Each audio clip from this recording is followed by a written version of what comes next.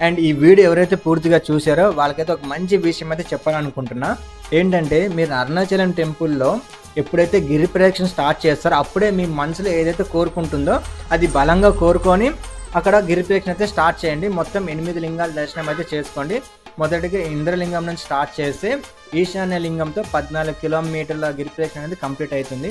అక్కడ మేము దేవుని దర్శనం ఎలా చేసుకున్నామంటే అన్నమలయారికోం హరో మర అనే ఒక నామంతో అన్నమలయారికో హరో హర శివ శివ హర హర ఓం నమః శివాయ దేవుని దర్శనం అయితే చేసుకున్నాం. చాలా పవర్ఫుల్గా అయితే అనిపించింది మాకు అక్కడ అరుణాచలం టెంపుల్లో.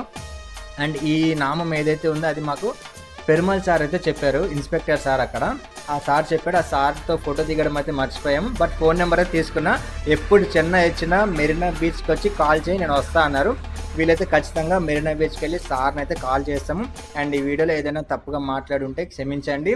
ఓం నమః శివాయ్.